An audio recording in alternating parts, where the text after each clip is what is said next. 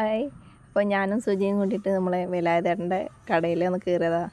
അത് കയറിയതെന്ന് പറഞ്ഞു കഴിഞ്ഞാൽ 24 ന്യൂസിലും അതുപോലെ ഏഷ്യാനെറ്റ് ന്യൂസിലൊക്കെ വേലായുധേട്ടൻ്റെ കടയിലെ ഈ കൊടി തോരണങ്ങളും വിവിധ പാർട്ടികളുടെ രാഷ്ട്രീയ പാർട്ടികളുടെ ചിഹ്നങ്ങളടങ്ങിയുള്ള പല തൊപ്പികൾ എല്ലാതും പോസ്റ്ററുകളൊക്കെ വന്നിട്ടുണ്ടെന്ന് പറഞ്ഞപ്പോഴാണ് ഒന്ന് കയറാൻ തോന്നി. കാരണം വേലായുധേട്ടനെ ചെറുപ്പം മുതലേ പരിചയമുള്ള ഒരാളാണ്.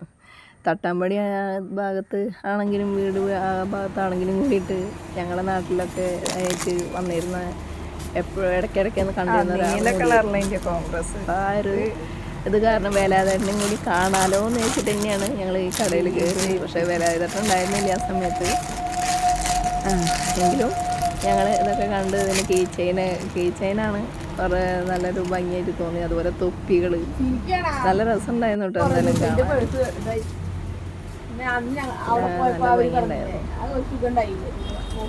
അപ്പോൾ ഇതൊരു ദിവസം തോന്നിയപ്പോൾ ഞങ്ങളും ഒന്ന് കടയിൽ കയറിയിട്ട് ഇതൊക്കെ ഒന്ന് കണ്ടിട്ട് വരാമെന്ന് വിചാരിച്ചു.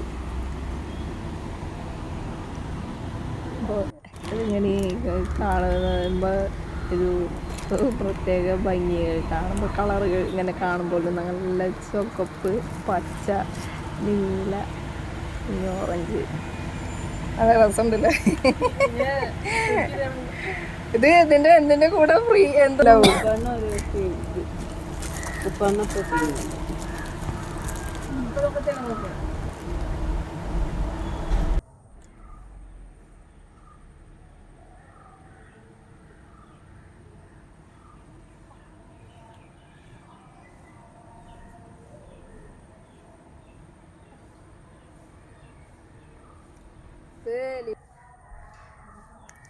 ഈ പോസ്റ്ററുകൾ പിന്നെ നമ്മൾ കുറേ കാണുന്നത് തന്നെയാണ്. എല്ലാ വർഷവും കാണുന്നത് തന്നെയാണല്ലോ. എല്ലാ വർഷമല്ല, നമ്മൾ ഈ ഇലക്ഷൻ ടൈമിൽ കാണുന്ന ഒരു പോസ്റ്ററുകളാണ്. പക്ഷെ അതിൽ നിന്ന് വ്യത്യസ്തമായിട്ട് വരുന്നത് എന്ന് പറഞ്ഞു കഴിഞ്ഞാൽ പിന്നെ തൊപ്പികൾ, അതുപോലെ ഇത് കീ ചെയിന്, ഇങ്ങനെയുള്ള സംഭവങ്ങളൊക്കെയാണ്. അതുപോലെ മറ്റ് ചെറിയ ചെറിയ ഇതേപോലത്തെ ഉള്ള ഷാളുകൾ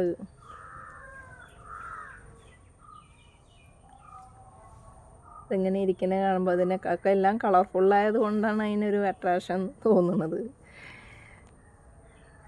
നല്ല രസമുണ്ട് എന്തായാലും കാണാൻ.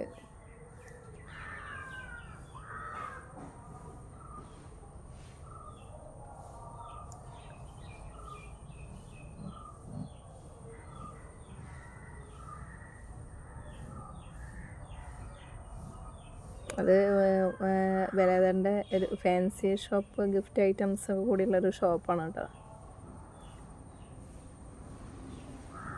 ഇത് ഇലക്ഷൻ ടൈമിൽ വന്നിട്ടുള്ള സംഭവങ്ങളാണ്. ഇനി തൊപ്പി ഐറ്റംസ്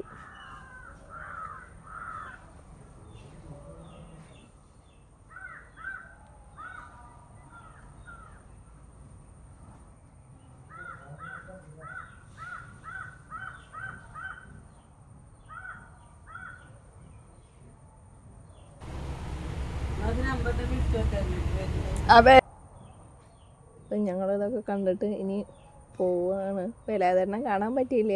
കടയിലെ സ്റ്റാഫിനോട് ഞങ്ങൾ കുറേ നേരം സംസാരിച്ചു.